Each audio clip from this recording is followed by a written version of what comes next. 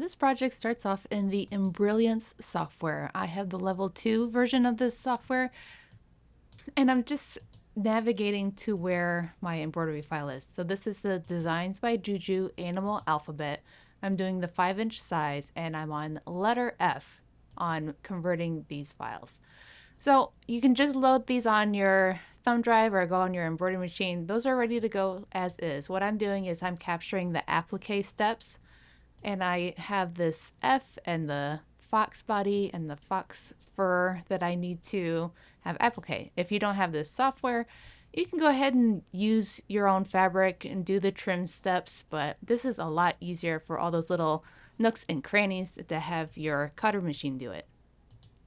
So I found the step that I want to use, and I'm going to applique position on that. So what I did was find the step, which is this F letter, and I can see it's a line, and then I click the thread choice at the bottom, and that brings this menu. So then I toggle down and I find the fox body. You can see there's a red outline here, and I go down and I click on that thread option, position, and there I have this. I just do a save A, it's SVG. I can navigate to where that file is to save it down, but all the other default settings are fine. Some of the Embrilliance guides will tell you to inflate that 1.5 to 1.6, but I did fine with 1.5, even that was a little big sometimes. So I go through until I have each of those parts. Now it's the tail and the face, and I just have those lines in place. So that's how we use Embrilliance to take our PES file, which is brother specific, and grab our applique shapes for the SVG files that go to the cutter machine.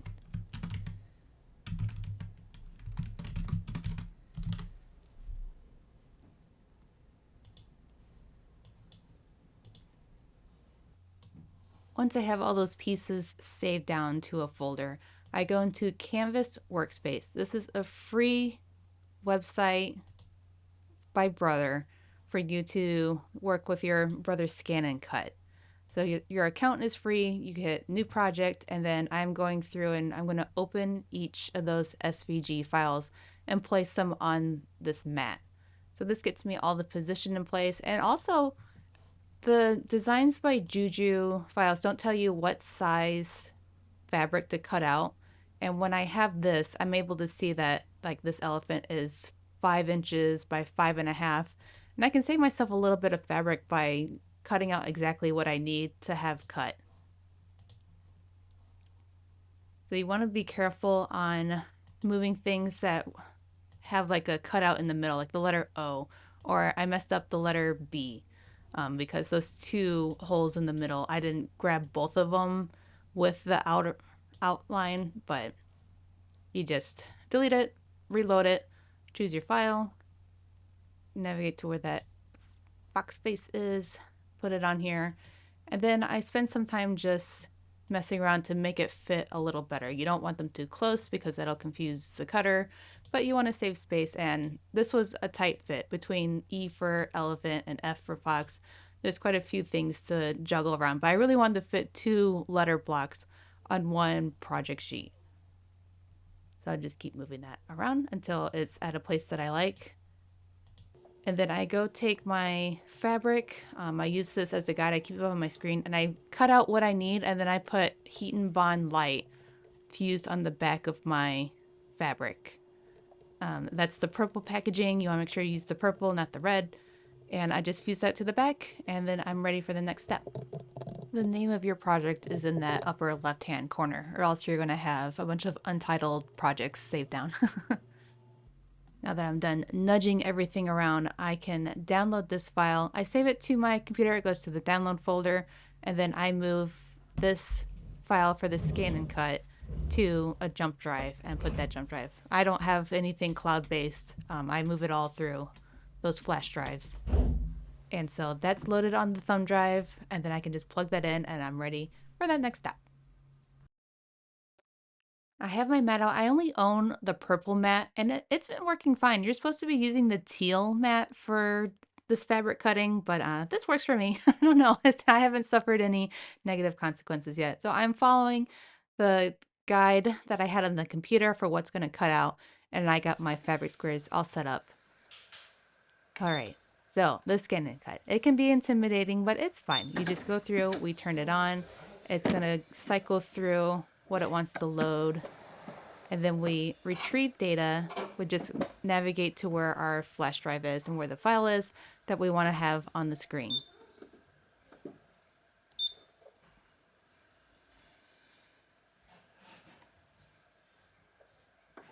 And that's hitting OK. But at this step, we want to load our mat. We're not going to scan the mat. This is just a loading step. It is going to grab the mat and just put that into position. So here you see I'm just putting it into where those rollers are, and I'm going to hit that load button. It's that middle one. It looks like a mat. It has a little arrow. It just shows that it's in there. See, that's as far as it goes, but this step has to happen. So because you want to load it and just start scanning it, so that's the step to take. And then this is the scan button, and it's loaded now, ready to go, and then it can scan. And so it's finding out where all that fabric is and making sure that we can cut directly on those pieces.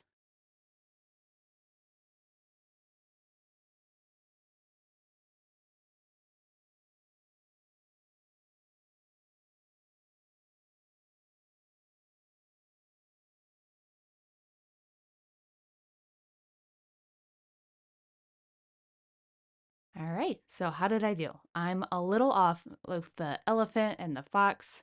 So I'll show you how to move things around. We're going to hit the edit button. So I want to move that elephant. I can't do anything from this point, but here I hit edit. Now it's in edit mode, and I can, looks like I'm moving my little fox down. And there's the little arrows. You could use the stylus to move it, but I feel more comfortable with the arrows. So I got everything into position. It's all on fabric now. I click OK. We're ready to go. Okay, again, please select. And I think, yeah, it's cut. The cut option, it thinks about it. And then we just start. My settings are fine at the default. I haven't had to change anything. And then it cuts through in minutes. This would take me forever cutting this on at the machine after a tack down stitch. Like, this has been a lot of fun. A little stressful, there's a learning curve, but it has some extra fabric in case something goes horrible. But look, it just pops right off. I have a little spatula that came with my scan and cut, and those are all fusible shapes ready to go. So these head over to the embroidery machine. I do have the magnetic hoop, and I use the middle layer to guide that on. Otherwise, like, you're supposed to just slap the hoop together with the magnets, and it never works for me. It starts getting out of the shape. So now I get my thumb drive that has the designs by Juju, unedited, just straight from the website. I just navigate to where that folder is on my thumb drive, and it's pretty nested in there. Like, it would be smarter if I would just load things like closer to what the home drive would be and have a shortcut or something. But instead I navigate all the way there. And I'm going to show you letter E first, because there's only two shapes. We have the letter E and the elephant.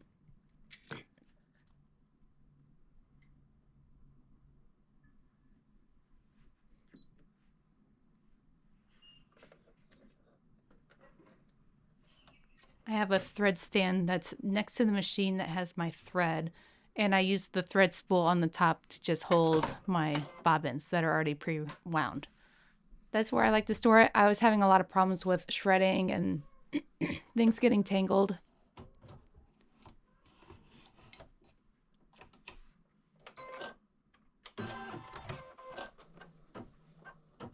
The first step is doing a tack down stitch. So this shows you where that shape is going to go. And we would do this stitch and then put our fabric down, do the same stitch again over it, trim it away, and then it would be ready for that satin stitch. But instead, we're going to let this run through and then we're able to just place our shape right on top, iron it in place. It's not going anywhere, and then that's ready to go. So, I mean, it's just a big time saver, and it's pretty fun.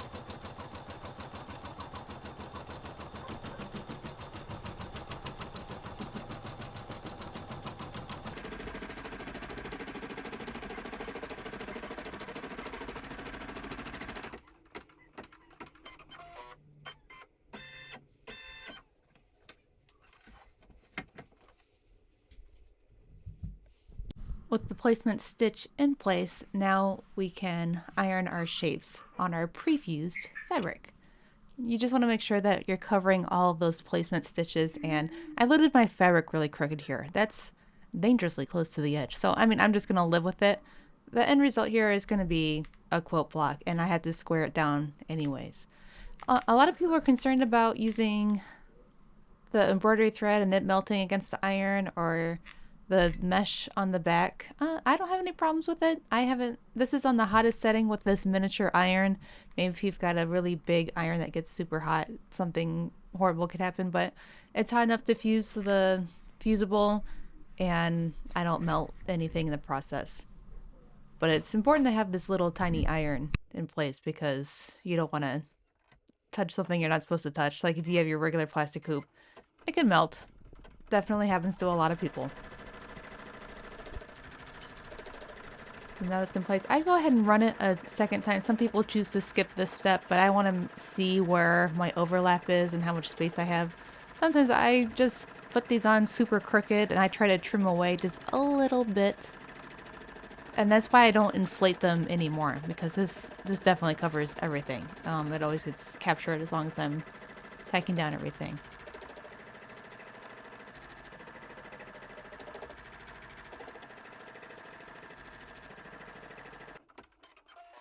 So I've got my tack down stitch in place, and that's all secure.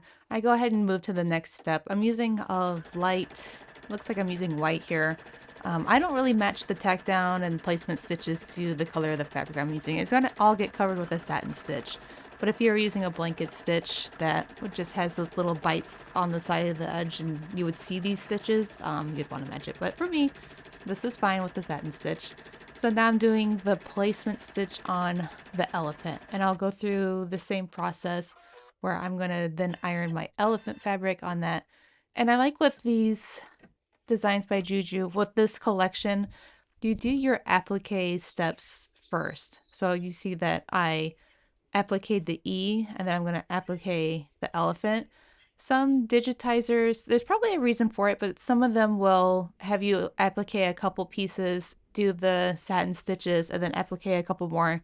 There's probably something around like the helps the tension or keeps things in a tighter place when they shift around from the satin stitches, because that does pull on your thread and kind of shrink things in a little bit.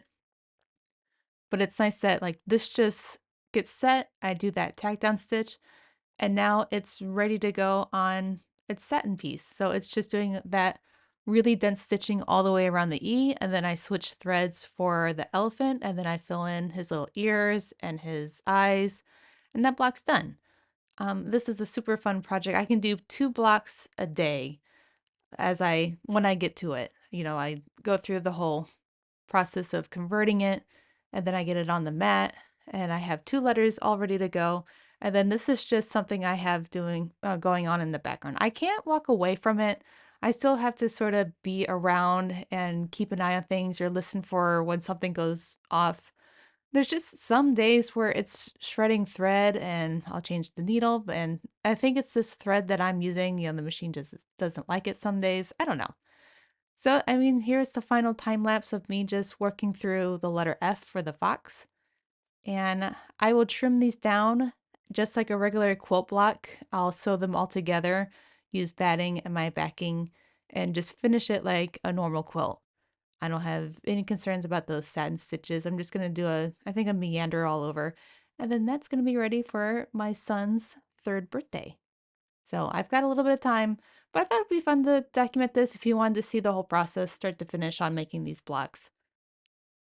All right, and I will see you in the next video when I finish this up, and I really like to capture like how much joy he is. He loves the alphabet. This is gonna be such a fun gift for him.